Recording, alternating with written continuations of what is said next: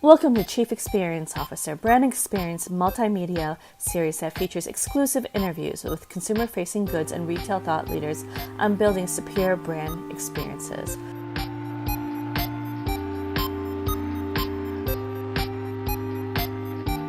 Thank you for coming to visit our offices today and coming to talk with us about own brands. We're especially proud of Walgreens' own brands. My background is actually CPG, consumer packaged goods, and I've worked at Unilever, I've worked at Johnson & Johnson, and when the opportunity came up a little over 2 years ago to come to Walgreens and really relook the own brands, which other people call private label or store brands, and really look at them through the lens of creating a brand and bringing the Walgreens, the banner brand, to those products. We like to say that own brands are the part of Walgreens that you bring home with you. And so making sure that our products look as wonderful as a Walgreens experience will be, that your experience at home using them will be as wonderful.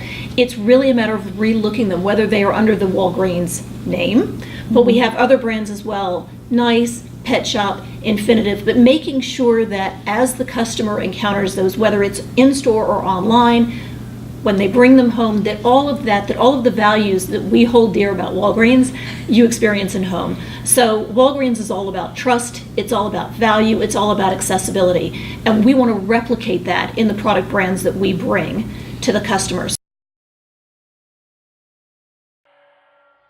We live in a fast-changing digital world. Dynamic communication and social expression influence just about everything we do. Business is digital. Impact is instant. Brands and customers interact in amazing new ways. From postage stamps to packaging and billboards, HP's Graphic Solutions business is leading these transformations, creating innovative digital print technologies that enable more effective, engaging communication between brands and end users. It's funny, as I've come in and I've started to use our own brands at home, and I encourage all of our other employees to do the same thing, and I tell them, if you have a good experience, tell everybody that you know. Tell your coworkers, tell your family, tell your neighbors, and if you have a bad experience, for God's sakes, I'm the only Minsk in the company directory. Send me an email, tell me about your experience.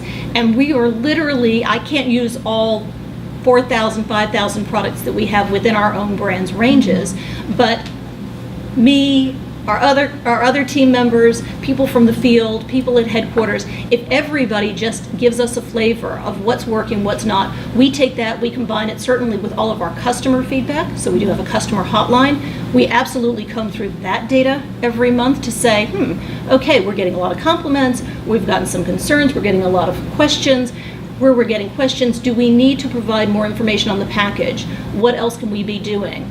We find, especially with senior citizens and some of our devices, it can be a little intimidating, a new device, and how do I use this? And people tend to skip through the manual, and then they're not sure how to use it. And so you get a lot of calls. So how else can we be facilitating? Is that a video that we can put online at walgreens.com? Is there a hotline that we can have them call directly to our supplier to, again, get more in-depth information? So we're really trying to use all of the levers at our disposal, whether that's customer feedback, whether that's internal feedback, whether that's our own use, whether that's our online. And so bringing that all together is I think it just brings everything to a level that you wouldn't necessarily get at the CPG level. I think as a marketer and a brand leader, it's great that you put out this reminder to our community that we have to remember that we have a great consumer research group within our own organizations, within the families of our own organizations. So often we're looking at our feedback as far as going to consumer testing. What do we do as far as let's get a group out, let's do a survey, and we forget that some of the best testers are right here within the organization. Absolutely. And so before we even go out to customers, we have internal panels. We ask for volunteers. We hand the product around. Even before we go out to do packaging testing, and we do very sophisticated, state-of-the-art testing of our packaging before we introduce it. Again, we're getting a merchant perspective on it, We get panels of customers. We do walkthroughs through our own innovation center, which is a store set up within our own offices, so that again, before we take it even to the store, we're taking it within the confines of just give me your top line feedback and how would you shop for this and could you find it easily and what would make it easier and what struck your eye first when you saw that package. And when you pick it up and you turn it, what are you looking for as you're turning it? And do you open the product to smell it? Right? So all of those are things that we do internally before we even go outside and do the much more sophisticated, much more robust customer testing. PrintPack, converting vision into value. At PrintPack, we believe in creating packaging solutions that deliver positive results for your brands. Collaboration at the very beginning of a new product or package design venture is the key to success. Our innovation approach combines your vision with our knowledge of consumer trends to create packaging that enhances your brand and drives your success. You know, when I came in and we started to look at repackaging the Walgreens brand, we have a very healthy brand already, so you actually have something to lose if you get it wrong. And certainly my merchant colleagues were like, don't change the package. What happens, a lot of times you change a package and things go, they know from their own experience with national brands, things can go sideways. So don't be messing with it. And I promised we would absolutely do due diligence. We would make sure that it was completely validated.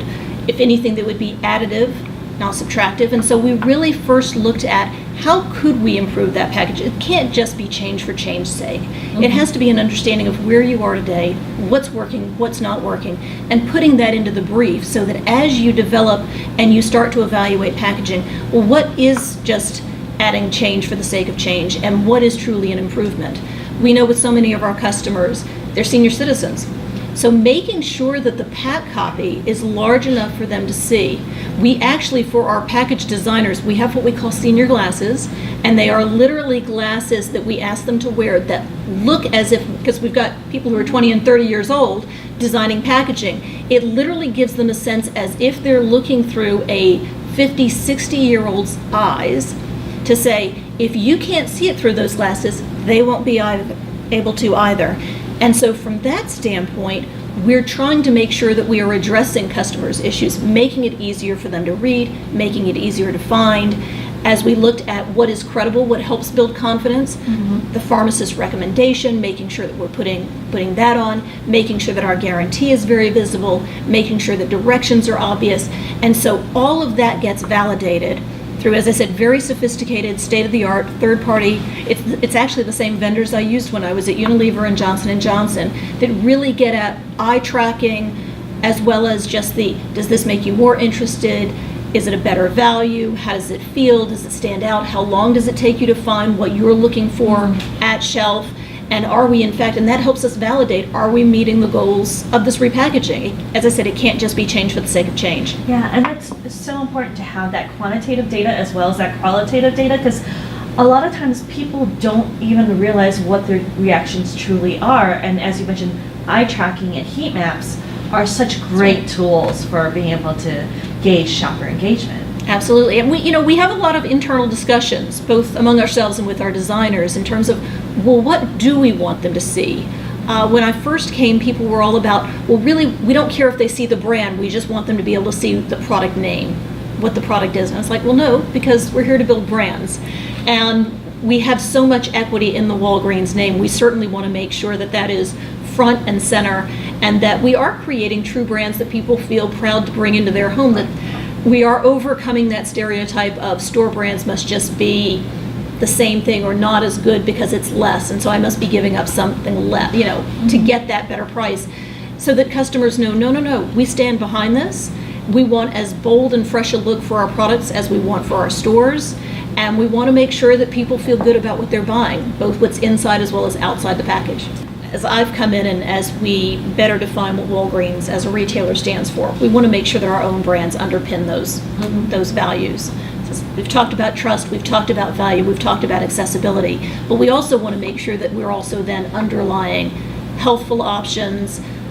Not everybody's going to choose them. We still sell sell carbonated beverages in our stores, but we want to make sure that we're giving her an option. And so when we relaunched the Nice brand, first of all, we made it look much more like a brand that you would find from a national supplier. But we've really gone back. We're calling out now on the package, and we have what we call the health corner, which is in that upper right-hand corner. It tells you the number of calories. It tells you whether it's organic. It tells you the level of fats, if it has fats in it. We've got a whole range of symbols that we've developed, whether it's gluten-free, any allergens that might be in it. And so again, it better equips people to choose the products that are right for them, so that if they're weighing something that's maybe less healthy versus something from Nice, we want for them to be able to know what they're buying. It's still delicious. We know that that is not, nobody's going to trade off taste for healthfulness. That's in fact why people don't buy healthy products a lot of the time. So we want to make sure that we're offering her something that is as delicious, but is healthier, and we call out where it's healthier, and again, provides her with a great value. You were talking before about generics, and we have products that are national brand equivalents. They are absolutely, they stand side by side. We have a compare to label on them. Many of our health and wellness products are just that. They're obviously regulated by the government. We're not looking to go over and above because we'd be out of spec with regulation. But certainly on our beauty products, on our food products, those we do have a lot more room to play around with and to say, well, no, how do we up the game here? At every opportunity, are we offering the customer what she really wants, which is consistent with our Walgreens value at the best possible value? People always say, well, I don't understand. How is it that you can offer a less expensive product if it's not lower quality? And the fact is, we don't have a sales force that we have to support. We don't have TV advertising that we have to support at the product level. We certainly benefit from the banner, but we don't have our own advertising that we're having to spend behind. And so we can put all of those cost savings into the products, so that again, we're giving the best possible value and yet still giving equal if not better quality. The other thing that we do, it's interesting, many of the national brands do produce some of our own brand product. Not everybody, and I'm sure that they wouldn't want for me to list off who they are. But again, it's those sorts of things that I think we need to communicate both to our own employees as well as to customers, so that they do have that security, that confidence of knowing I'm not getting less than just because I'm paying less for. I'm actually getting as good, if not better, and the value is actually a pleasant surprise. Yeah, and when talking about if not better, a lot of people might be surprised to know about the variety of organic goods that you can get at Walgreens. Yeah, that was something. So as we were looking to relook the Nice brand, relaunch it, we said, things are moving towards organic.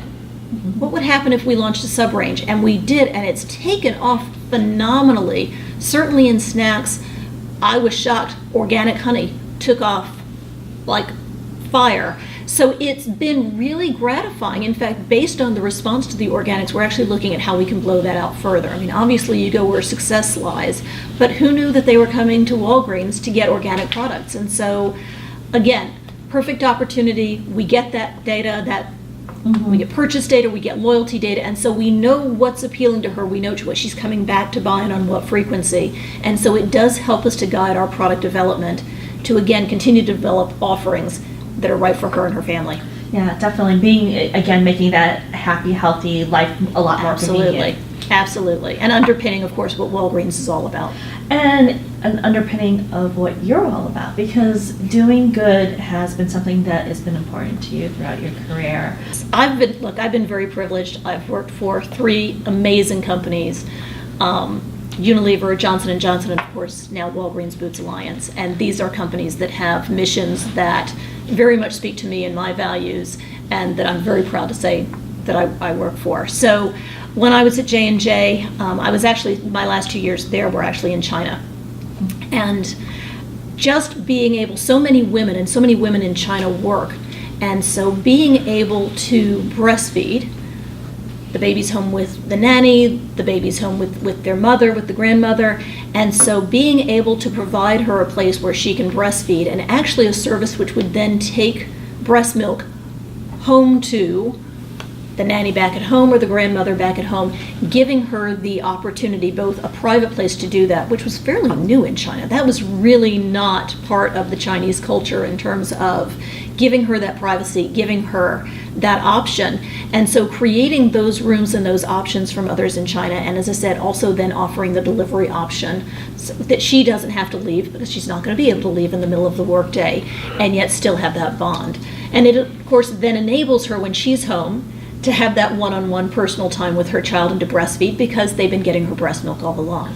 Yeah, and what an innovative idea, because you're thinking outside of what should, well, not should, but may be the traditional offerings for a company, and seeing how can you leverage all of what you have in order to address all of their needs. And that was just absolutely amazing.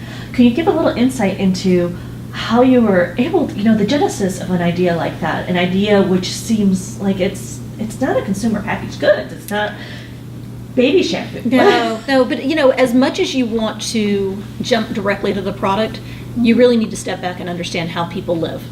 Not even just how they interact with your product or your brand, but in general how they live, because that's really where the green shoots are, where the new opportunities are, is understanding how she lives, how her family lives, where the pain points are, and understanding how you can do a better job of really just making her life easier, better for her family.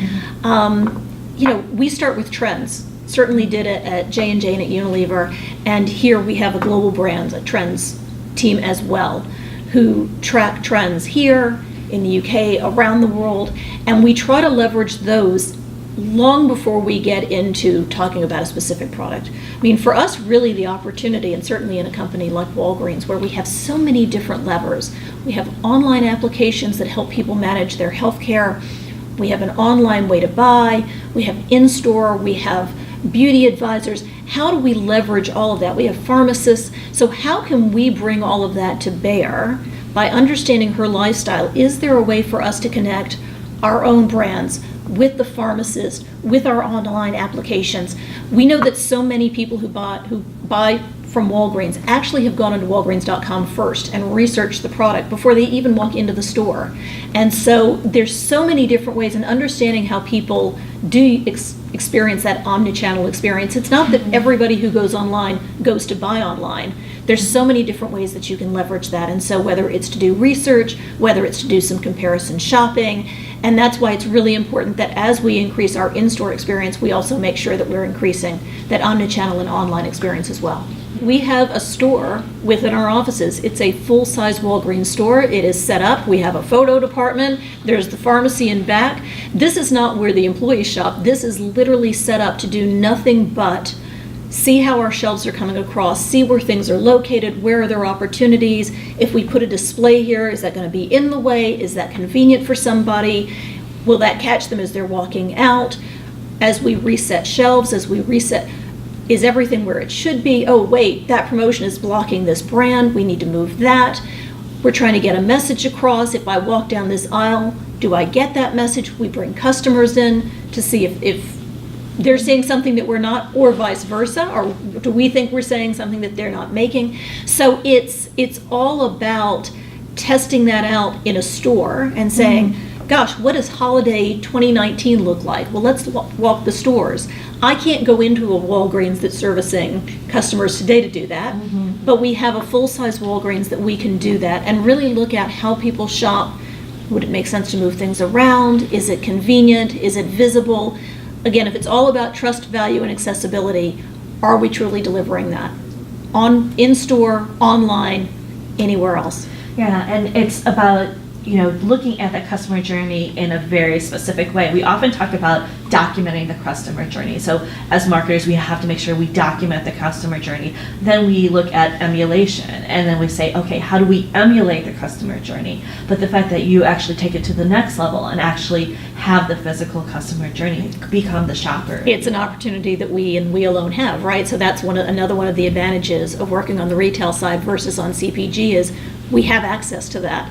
If I was still in CPG, you might be able to get the merchant to test it in 10 stores, things before they roll it out. But here we have something that is, we're fully in control of that environment. And so before it hits the first store, we can actually walk customers through a real life looking environment and see how they shop, see what catches their eye, make sure that in fact when we launch it at the store level, it's in its most convenient location, most visible, and easiest for her to shop. Yeah, and be able to show that experience sooner in the process has got to have a motivating effect on your employees, because you're not asking them to imagine in 6 months, Right.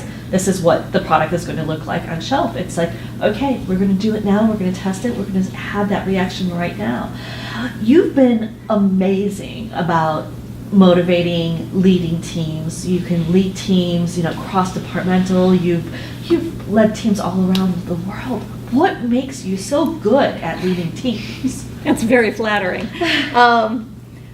I really enjoy, I have to say that one of the most gratifying things I find about working is actually working with the teams that I've had. I've been blessed in all of the companies I've worked for, all of the geographies I've worked for.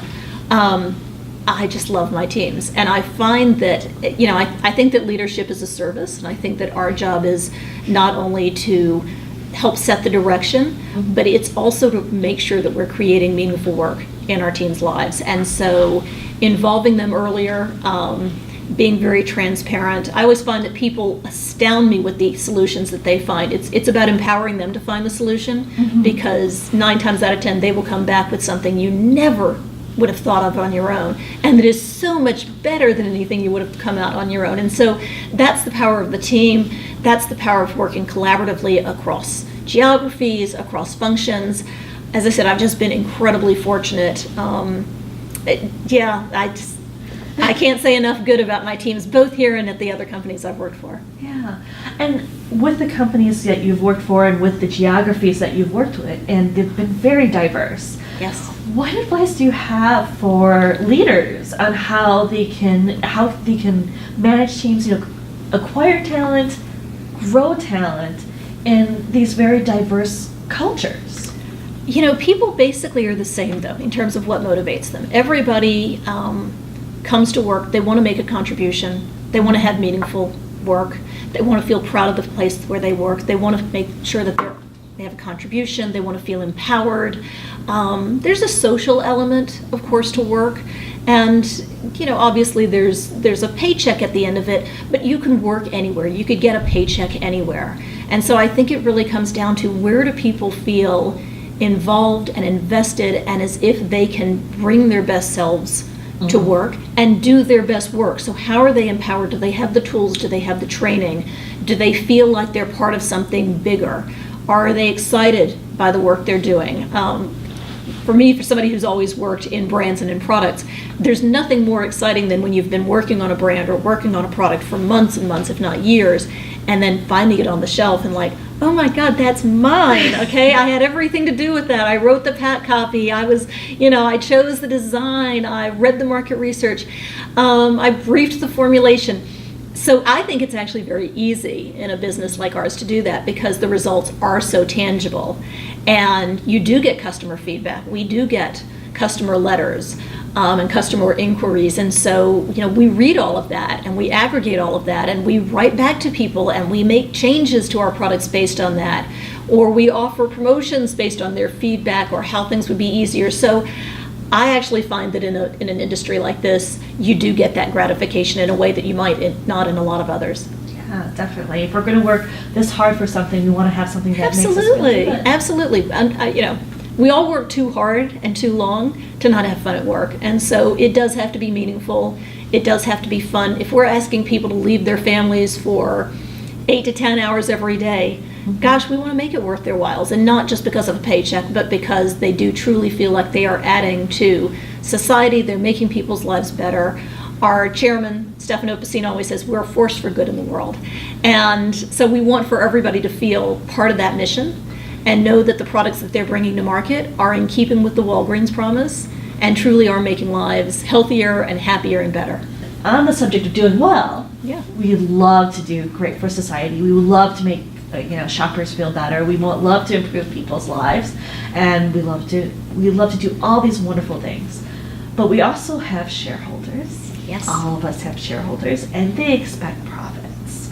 So let's talk a little bit about measuring. So let's talk about how you measure your investments. So when you're going into, your marketing and branding projects, I'm sure that every company has been slightly different on what their particular measuring metrics are.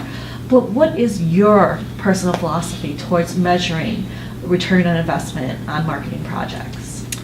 Well, certainly at the end of the day, whether you are in retail or whether you're in CPG, it comes down to sales, it comes down to profit, it comes down to market share, and it comes down to brand health, right? And all of those are measures of how well you're delivering on what the customer is looking for, right? Certainly, you can get people to try something once, but if you're not delivering on what that promise was, on what they thought they were going to get from the brand or from the product in the way you described it, you're not going to get that second purchase. And so, which is always the motivator, which is always why you're thinking about the customer and you're thinking about the consumer as you're developing the product, is not what will make her buy once, but what will make her come back and buy again and be a loyal customer.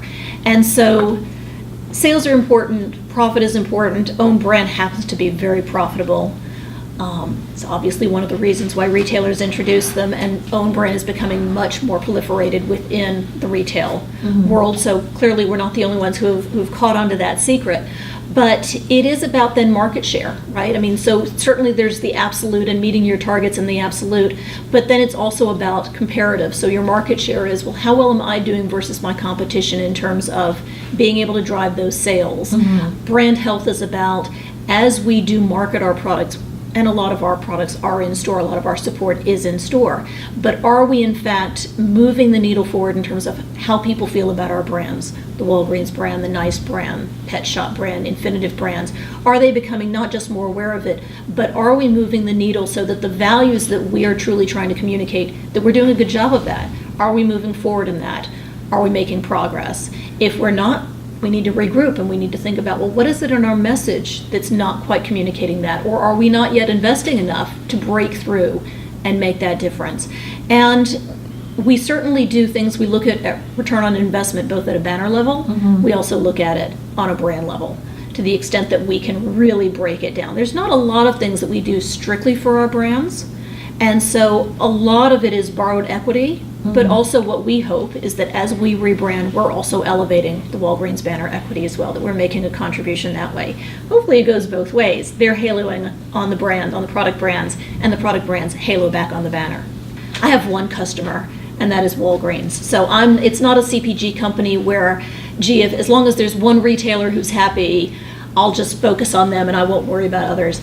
I have one customer, I have one customer base, and so my job is to really make sure that I'm appealing to the Walgreens customer, improving Walgreens sales, being as much of a contributor to the Walgreens assortment and value proposition and its overall equity message as I possibly can. And so we're always looking at, if the banner is focusing on certain themes, how can we underpin that? If the merchant has certain gaps in their assortment or things that they're looking to communicate, how can we be supportive of that? Whether that's new products, new messaging, new claims.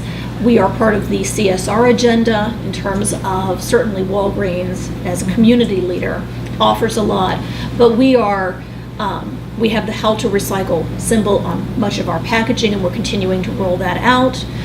We support initiatives like Vitamin Angels, and so at every opportunity we are relaunching our paper products, and they will be backed by FSC certified paper. So at every opportunity we are looking to underpin and to elevate that message that Walgreens the banner, and certainly Walgreens own brands, want to be able to bring to the customer.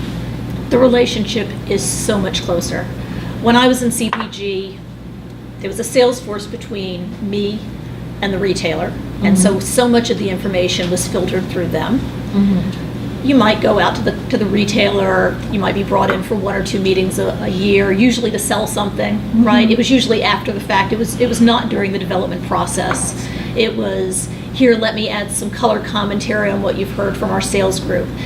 Here it is, we are side by side. I am in most of their meetings. My number, I get evaluated on the number that is actually the same as our chief merchants. So I'm not even evaluated based on own brands. because it's not just about own brands, it's about how own brands ultimately is supporting the mission and the targets of Walgreens, the banner. And so we are side by side. I am in their staff meetings. Our performance meetings are held together. We are co-located, and so there's really no question that I can't just go find my merchant and say, hey, I'm thinking about this, or if we did this, what would be the implication, or, we're seeing this happen. How should I feel about that? Is that a pro? Is that a con? We got some test results. Let's talk about that. Even the action standards that we've used for all of our quantitative testing as we've been looking at new products, new packaging. From a CPG standpoint, we would set an internal action standard. Who knows if the retailer would agree to it or not. We hope that the numbers go up and that they'll just see numbers going up. We actually have our merchants agree to the action standard so that there's no confusion later. When we get results, we want to make sure that it is of the level that they were hoping for, that they were looking for, and that we are aligned that in fact these are things that we want to put on the shelf. So the relationship is so integral, it is so seamless, and it should be, where you can't tell where they end and we start. We're all part of the same family. We talk about, are we a supplier or are we the same company? And we're both, but I'd rather think that we're family and that we're all here to against the same mission in terms of how we deliver for the customer. You need to think about it in the context of what are the retailer's goals. And those goals don't always match up seamlessly, right? And so you need to negotiate that, and you need to, again, be weighing both the commercial side and the equity side. A lot of times the merchants are very much focused on the commercial side, and gee, do we really need those guardrails? Can't we introduce this product under NICE? I know that the ingredients are completely healthy, but come on, we can control it. Can't we just get around that? And so you have to know when to stand firm and when to say, well, gee, I need to stand firm to my guardrails because my NICE brand stands for something, and I want to continue to after a short-term need.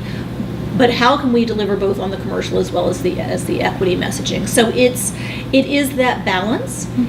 There's because we are integrated though, and because my number is their number, it's always about finding the solution that works for us as a whole, as opposed to what works for my company versus what works for you, the retailer. There's never that difference in goal. Our goal is always fully aligned.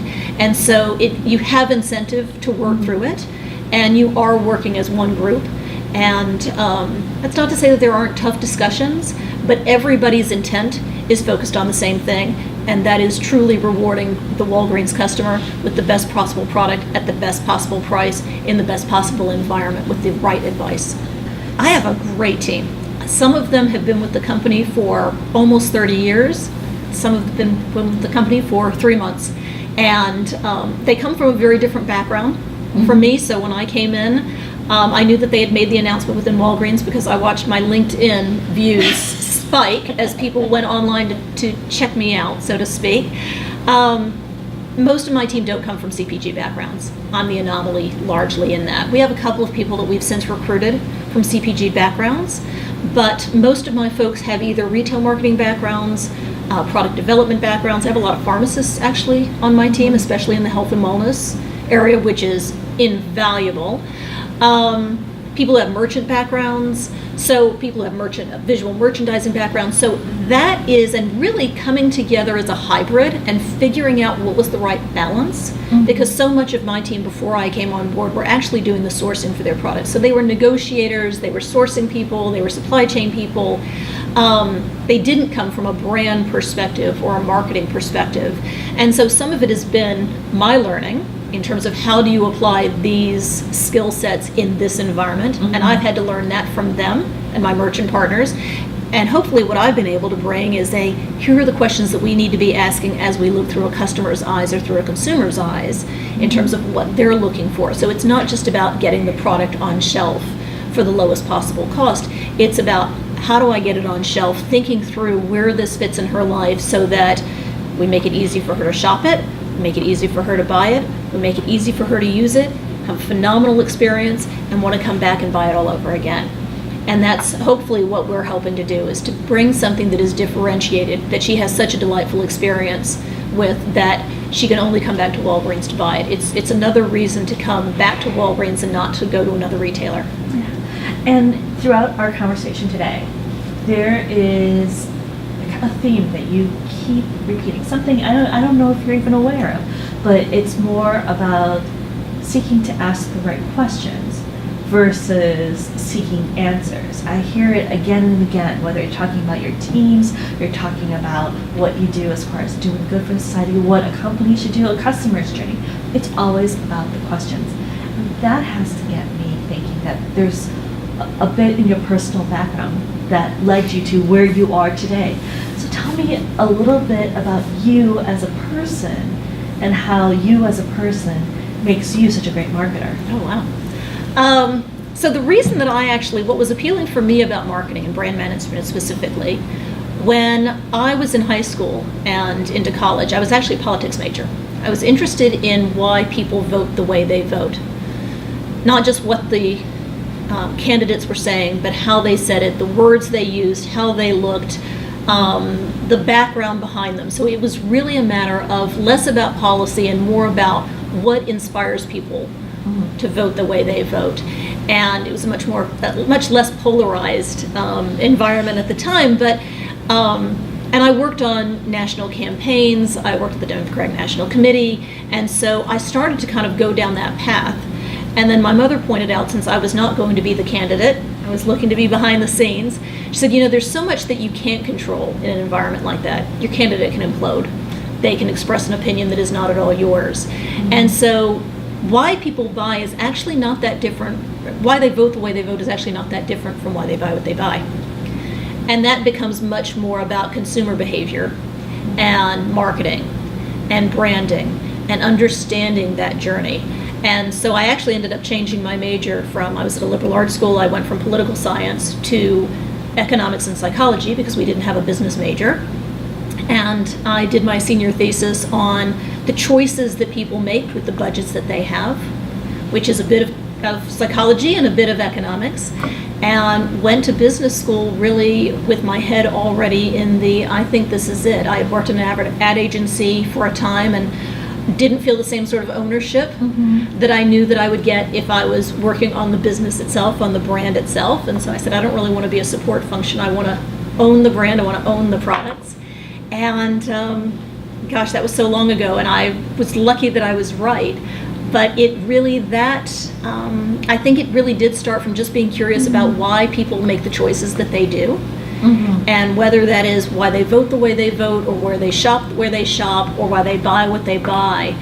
That has governed, I guess, a lot of the choices that I've made professionally, whether that's here in the U.S. or elsewhere in the world. Yeah, and speaking of around the world, we talked a little bit about team building and talent, and we talked about it in a general sense, but you've had the joy of being able to work in a variety of cultures. And I have not worked globally, but I know that from my work that there's a big difference in just right here in the U.S. and the West Coast culture, the East Coast culture, and right here in the Midwest. So can you talk a little bit about how that team building, how that collaboration, how that changes, and in different cultures, and how a leader can best take advantage of those differences and changes for the benefit of their shoppers. Sure. So I've been privileged. I've been able to work in the U.S. for the U.S. market. I've been able to work based in the U.S. but servicing a global category or a global audience, focused on a single category. And I've lived abroad. I lived in Shanghai for 2 years, where I was living and working and certainly catering to a Chinese customer. So I've really had that breadth of both in terms of who I've worked with and who I've been working for when you think about the customer or the consumer. And I think in general you do try to find where the commonalities are, and people's motivations at the end of the day are really very fundamental at their core. There's always going to be a way that gets expressed. But whether you're talking about childcare, so certainly American parents want the best for their children and will spend for their children. You get that in China, right? That same sense of I want to give my child everything. The difference is that in the US, you sort of get a couple of shots at it, for lack of a better way to put it. Whereas in China, when there was a single child policy, and that's relaxed a little bit now, but there's that much more focus. You only have one chance to get it right. And so it becomes all of those values of the US in terms of wanting to give your child the best, only wanting to give them things that have been tested, things that you trust. Everybody starts in the US generally with a national brand. By their second child, they know more, they know they can relax, they're much more open to a store brand option. In China, you don't get that, right? There's not really store brands in China for just that reason. It's all about the national brand. Most of the parents today in China grew up as only children, so they didn't take care of younger siblings.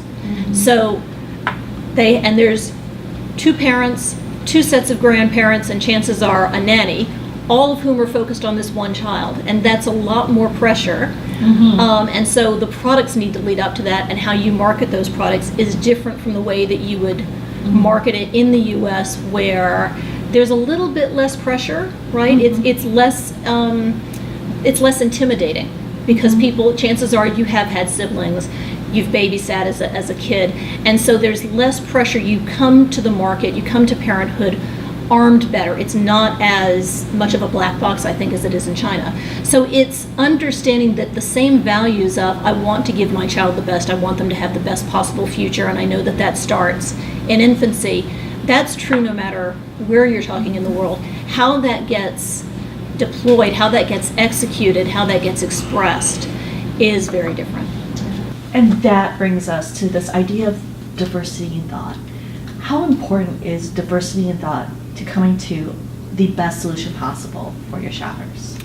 I think the older I get, or certainly the more experience I get, the more important it is. And we do try to replicate that richness of diversity of our customer base in our employee base. And so that is cutting across all lines. That's not just gender, that is religious and ethnicity and age. And I have to say that WBA is probably the most accommodating of that diversity, and certainly looks for that diversity in not just who you will encounter in the store, but also who you encounter in headquarters, to make sure that we're in fact reflecting who that customer is, that we've walked in her shoes, that we understand what people are looking for, so that it's not just, gee, I read about it in a research study, but it's also how you would personally feel and what you want for your own family.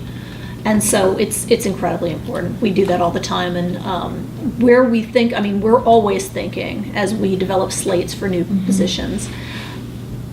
Not that you're going to go out and say, I'm looking for this profile, but you've always got it in the back of your mind, what would help complement the makeup of my team? What would really fully round it out? What perspective am I missing? And so you get that, and then you're also looking at, within the teams that you're putting together, who speaks up, who's more quiet, who has different experiences in terms of who's single, who's married, who's got kids, what are the ages of their kids, where do they come from, are they from this area, are they from another area? And so you're always looking for who's got a different perspective, because that's really when you get the best answer. I mean, you've really thought it through, and you've thought from every perspective, are we addressing is the answer appropriate for the question? Yes, definitely. What one project outside of your career are you the most proud of? Oh gosh, I don't have children, but I think about the impact that I make on the folks who are in my team and what I'm contributing to their lives, and not only in terms of their career development, but making work satisfying for them. So that's important to me. But in terms of kind of the legacy outside of work, I hope it is still to come. And talking about your legacy at work, what one career accomplishment, I know it's hard to choose one, are you the most proud of? Yeah, every role has offered opportunities to really do something that stretches and hopefully pays off in a way that you're proud of it. I think that when I went to China, and I went having no expectations, but that was a business where the results were not good, and that was at a time when China companies were growing double digits. And so the fact that the business was going backwards, the organization was demotivated, bad results will do that to you. And so I went in knowing that there'd be a lot of challenges. And when I came out 2 years later and the business had started to turn around, we had completely reinvigorated the morale and people's career development, and really put a lot more effort into what would make this a great place to work, because especially in China, there's so much opportunity. There's always more demand for good talent than there is supply. And so making sure that we were, in fact, creating an environment where people wanted to work. And as a result of keeping the right people, then how could that impact in a much more positive way the business? So I'm very proud of that experience. It was life-changing for me, both personally and professionally. And I hope that I made a real impact for them there as well. It's a wonderful sentiment. Thank you so much for your time today, you. and I hope that we stay in touch and we'll keep an eye on your career. Thank you. I appreciate it.